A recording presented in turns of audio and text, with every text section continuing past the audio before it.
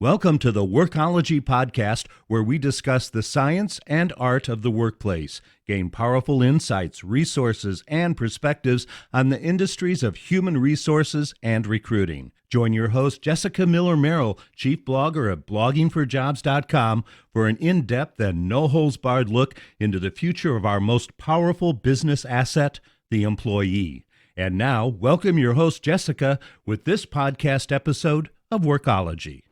Innovation. It's a topic of common discussion as companies race to retain their top talent at their companies. We've all heard about innovation success stories in the workplace, most notably Google's 20% Time, a program that gives employees the freedom to spend 20 minutes of their paid time as they please. And it gave birth to some of the more iconic products, including Gmail and Google Earth. But what about recruiting? How can we rethink, re-engineer, and innovate our recruiting and talent attraction teams? That's what we're here to talk about today on the WORKOLOGY podcast. My guest today is Tegan Travato. She's a global talent expert who has led recruiting and L&D teams for a wide range of companies and industries, from small tech startups to large global brands. She has served in a variety of recruiting models, from staffing to recruitment process outsourcing, also known as RPO, and in-house corporate recruiting. She's a workplace coach with a certificate from the Association of Talent Development. Tegan was also named, and I thought this was quite interesting, a 2014 HR Rising Star by HR Executive Magazine for her one-of-a-kind training and workplace coaching programs that she created. Tegan, welcome to the WORKOLOGY podcast. Thank you. Thanks for having me. Is there anything that I missed? No, that about sums it up. Well, let's talk about innovation, particularly in recruiting. Can you talk a little bit about why it's important, and then maybe some recalibration? Why do we need to be rethinking this change? I mean, I think it's obvious, but maybe not for some folks. Well, I think we come from a world right now in HR where we're constantly being challenged to innovate and think like the business and really bring along our industry into a more modern age. And we like to go to these conferences as HR leaders and hear about the really cool, trendy things that are happening. And we come away very inspired and want to bring all of this back to our teams. But I think we've lost sight of the fact that innovation is simply, to boil it down, a new method, idea, or product for your team. So you may hear about some of these unusual new practices, but when you go back to your company, your level of innovation may not be that. It may be something a lot simpler that still qualifies as innovation that's more appropriate for your organization. So things like eliminating performance reviews or no job postings, some of these crazy things. You're saying that maybe we just need to keep it simple, stupid? Keep it simple for a while. Okay. So, one of the things that I do for my company is go into other organizations and consult with them about their recruitment practices, soup to nuts, taking a look at how they bring talent in and how they deliver them into the organization and how we maintain their information once they're on board. And one of the things that I see regularly is TA leaders and HR leaders who want the new shiny thing, and we dig into their processes and their systems only to discover that some of the table stakes are sorely missing. And so their level of innovation should simply be setting up those table stakes. I think we do like the new shiny objects, right? Because those are the things that we get excited about. We hear about, like you said, at the conferences or on a podcast or a webinar or a workshop, and we're like, man, this is really cool. I want to implement this. Just the same as consumers, right? We want the newest, shiniest thing. Yeah, of course. But it doesn't mean that it's always right better. thing. Yeah. Correct. Yeah. Correct. Yeah. Well, let's talk a little bit about what you think innovation is. So kind of bringing it down, boiling it down back to earth. What is that to you? Yeah.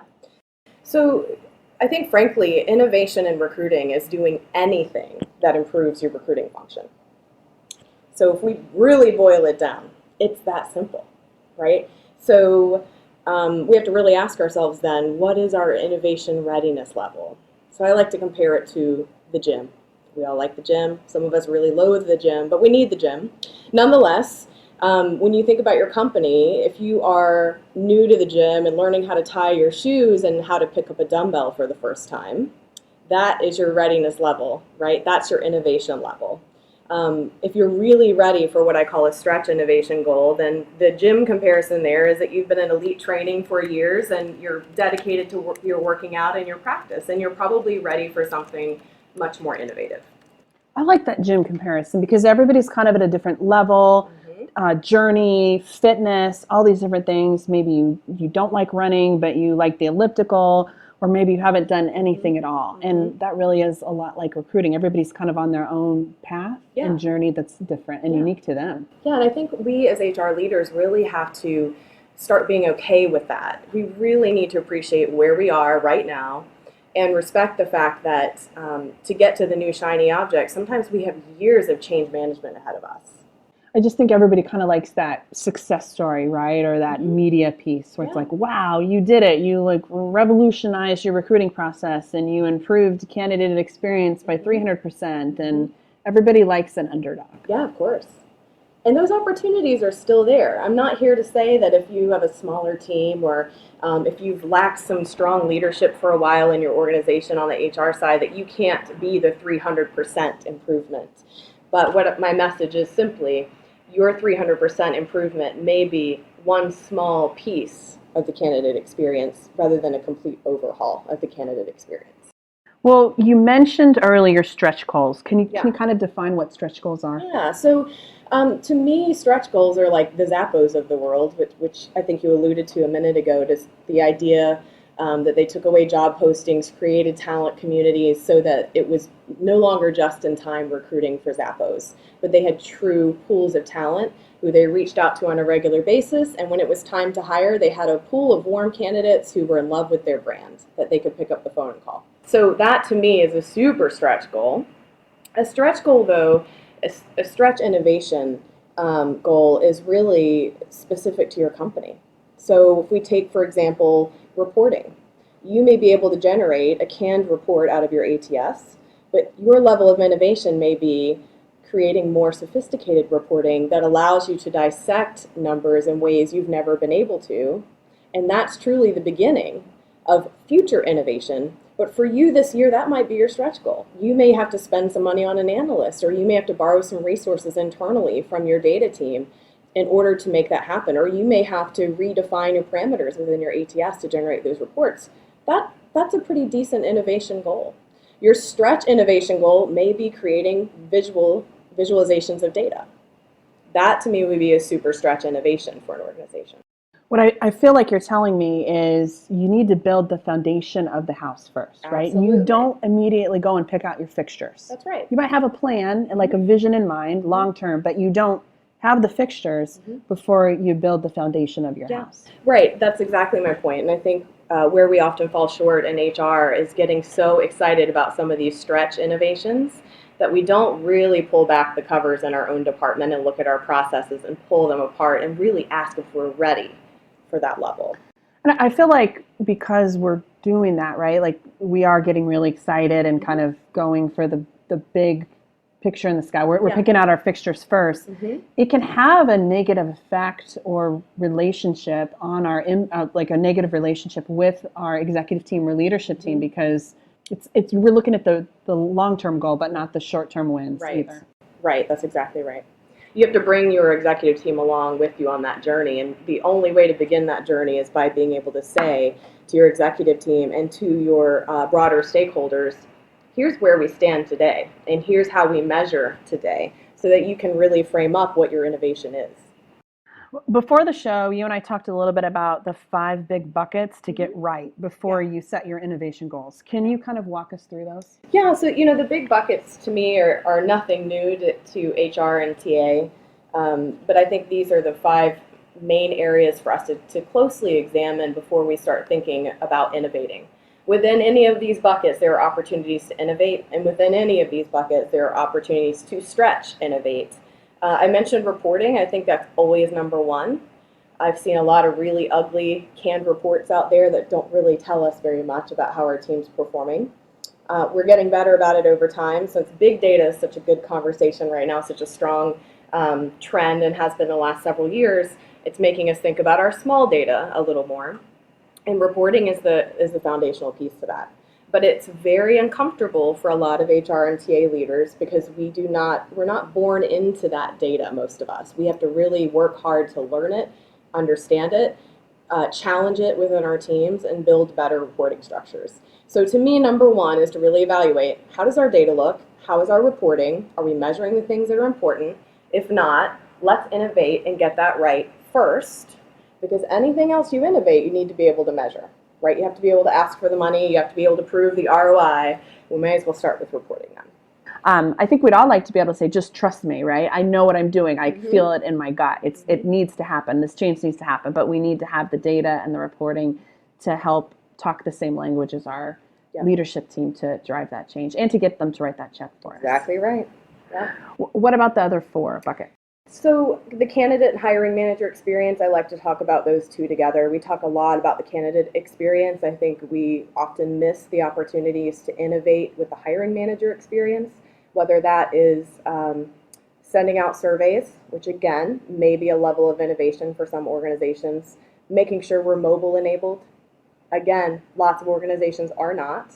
If they are enabled for their candidates, they may not be mobile enabled for their hiring leaders, and that's something that we're seeing some big wins within the market right now. Job descriptions still need overhauling.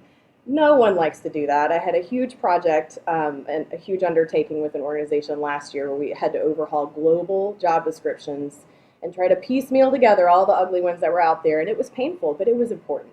And that was an innovation for that organization.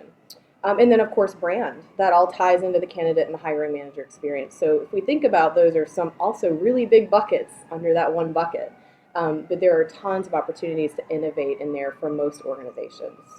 For some reason, I'm visualizing like Maslow's hierarchy of needs, right? I like and reporting is visual. at the bottom. So Yeah. let's work on that. I like that visual. Yeah.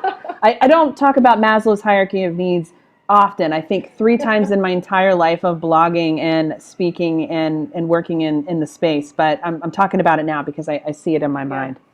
Another one for me that is a big opportunity for huge miss or a huge win, depending on how well you do it, is technology. I've seen a lot of companies who could very easily refine their ATS flow for anyone who touches the system. We've seen compliance-heavy organizations that just have too much click-through, but there's some necessity to it. So how do we cut some other things to make it feel a little less clunky? Easy innovation to refine your workflow most of the time, except for when it attaches to onboarding, and then that's a whole other thing, as we know in HR.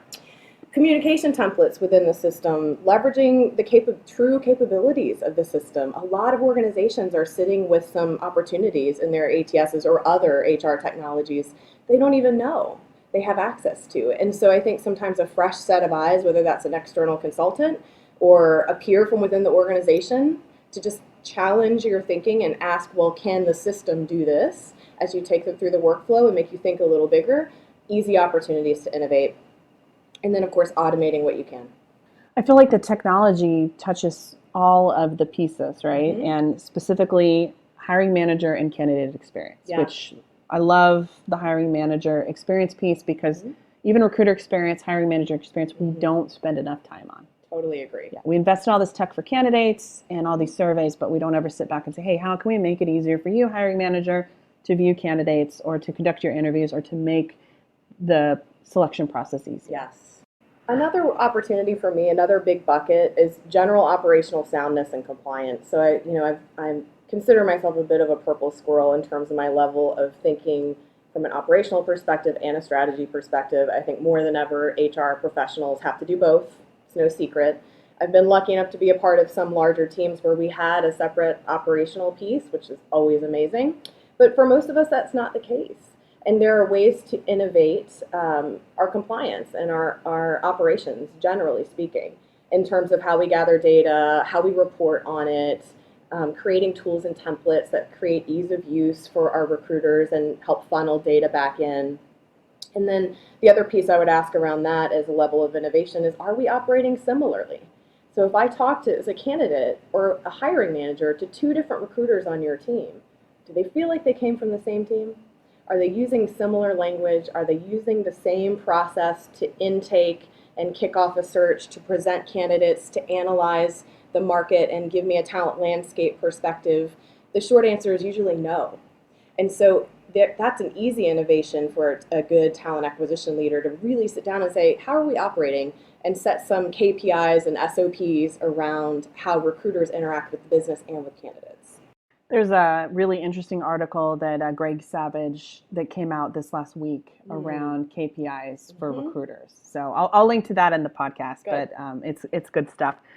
Let's take a little bit of a reset. This is Jessica Miller-Merrill, and you're listening to the Workology podcast powered by Blogging for Jobs. Today's topic is recruiting innovation. We need more of it, but where do we start? And I have Tegan Travato here, and you can follow Tegan on Twitter at Tegan Travato, and that's TEGANTROVATO. And we'll link to her Twitter and her LinkedIn in the transcript of the podcast as well. We talked a little bit about Google Earth as an innovative success born out of this new program or this program with Google. What are some examples of recruiting innovation done right that you've seen? Yeah, so I think Zappos is a great example, right? We've cited that already. What I'd like to impress on our listeners, though, is what do you think Zappos had to do in order to be ready to innovate at that level? Think about what their stakeholders internally, how their hiring managers had to already behave, how well their recruiters must have been trained, the level of investment that the company was really ready to make financially for their consultants and for their systems.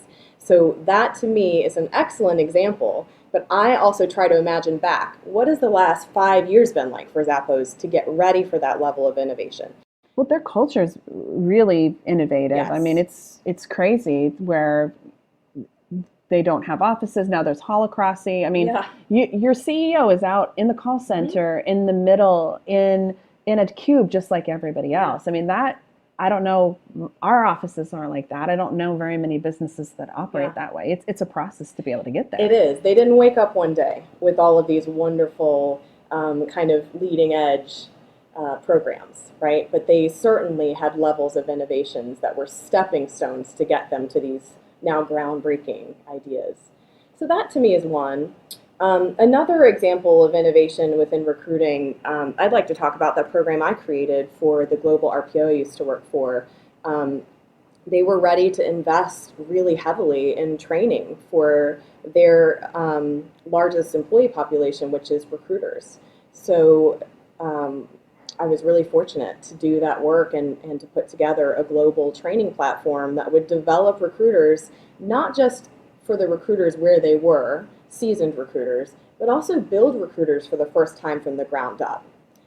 Military folks returning to work, mothers and fathers returning from taking care of their children and returning to the workforce, new graduates, career changers, all eligible to become recruiters thanks to this program. So that was really unique work, and embedded in that was a peer coaching program. How many organizations have formal peer coaching programs where they put their senior talent through a certification process, teach them how to coach, certify them, and then pair them with a mentee within their training program? So it doesn't happen very often. It doesn't. And to me, what I would comment on from an innovation perspective, an innovation readiness perspective, is this organization listened to what it was their employees needed, made sure that there's a level of commitment and reciprocity within the organization, which is unusual, that these people would come and not only take from that program and learn, but also give back to it. And so that is truly innovative in the HR space. But a lot of change management went into that, a lot of stakeholder buy-in. There was agreement from the top down and the bottom up. It was a really lovely example of a humming HR machine that was ready to innovate in terms of how they attracted and maintained their talent and developed their talent. How long did it take you to be able to have those conversations with senior leadership to start to make those steps towards that change? That's a great question. So, the role that I took in order to run that program was created specifically because they knew there was an internal need. So it was a brand new role, a lot of white space, and the executives were very involved from day one. I have to say, and I will admit, that's unusual, right? What was probably a more traditional experience for me from the executive level was bringing iterations of the program as I designed it back into the company and having those conversations, giving them a shell of here's what I think it looks like, here's how long it takes, here are the resources I need, listening to their challenges, and they poked holes in things. It was great collaboration. Going back, taking it home, reiteration number 3, number 20, number 25, bringing it back in at the right times for them to finally bless the final product. So I recognize that's a little different from what we usually experience in HR, where we're oftentimes kind of trying to educate our executives on the value of the program. This was a bit reverse, where they recognized the value in it, and I had the opportunity to create it. How lucky to be able to work for a company like that, Yeah, right? And yeah. kind of go into a role where they're ready and ripe for innovation. Because I would say that most of us listen to the podcast, we sort of inherit the baggage, the old history, and sometimes leadership isn't as open as yours has. What about innovation in recruiting that is done poorly? Yeah, I alluded to this in an earlier part of our conversation. I think technology is just one of the top places where we end up not innovating well, which is really ironic because we chase after these technologies as a form of innovation because we associate innovation with technology, bottom line. So we think it's an easy win in HR when we're going to get something new. Short answer is, I can tell you for sure, it is not always what we think it's going to be. And in fact, a lot of the work I've done over the last couple years is trying to correct some of the tech implementations gone wrong, or some of the workflows that were designed without thinking about the recruiter or the HR professional at all. So we have a lot of ground there to make improvements on. I think a lot of organizations don't purchase right-sized technology. So, and not only that, a lot of times in HR, we're sort of forced into what we use because it connects to our financial systems and our broader HRIS system. The ATS connects to that typically. So I think a lot of times we inherit decisions that are made for us, and then we have to make the best of it. So it's tricky. There's a lot of new technology out there, and we want to be early adopters, but what it means to be an early adopter in technology is you're also helping them build it in flight, whether we want to believe it or not. It's never fully baked if you're an early adopter. So I think we have a lot of error there and a lot of innovation gone wrong. Well, let's talk about innovation. Maybe somebody listening to the podcast today is from a conservative industry, or they're working for a leader or leadership team who doesn't think this way. Yeah. Where do we start? Yeah, I think it's storytelling always, and I think it's key to know your executive team, and if you're privy to understand what they aspire to as an organization, that's where you start. So if they're sitting behind closed doors and saying, Google does it well, Zappos does it well, what is it they think they're doing well? And boil that into a couple of buckets and figure out how you relate recruiting and HR to those case studies, right? Case studies are always great. They're really simple to understand and wrap your head around. And I think with executive teams, they want to be able to make that direct correlation to other companies' successes. So I think that's always a great start. It's a warm introduction to your idea, right? Then you can hit them with a little bit of, here's how my thinking's a little outside of the box. Here's how we'll be able to talk about our organization differently. We could be the white paper case next year. We could be the case study. That's always really exciting for your executive leadership team. But I think we always want to come prepared with the numbers. And that may not be in the initial conversation, right? We may need to have iterations of the storytelling and the case studies before we start putting muscle into building the numbers and gathering the data, because that can be pretty time intensive. But that has to be a close step number 2 or 3 in those conversations. Yeah, relationship with your leadership team, I think, is so important. That's kind of where I am right now, personally, and trying to understand what matters. Case studies, like you said, where are those ones that stick out for the leadership team, and start to build those relationships from there. And another way you may approach it, your executive leaders may not be ready to hear you right away as an HR leader. They really, it may be too big and too much. And so what I would recommend in that case is to start one level down in the layer of leadership to their direct reports, and they become your first audience. And that noise, that positivity, the excitement bubbles up and opens that door for you to have the time of your larger, more senior executive team. Sounds like we need to practice patience also. Yes, as if we don't know all about that in HR already. Well, Tegan, thank you for joining us today. Where can people go to learn more about you and what you do? Yeah, so my Twitter handle, my personal one, is @TeganFravato. And my website for my business is www.workplaceforward.com.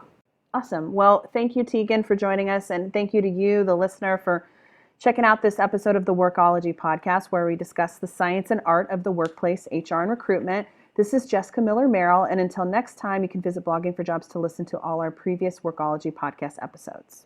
Production services for the Workology podcast with Jessica Miller-Merrill provided by TotalPicture.com.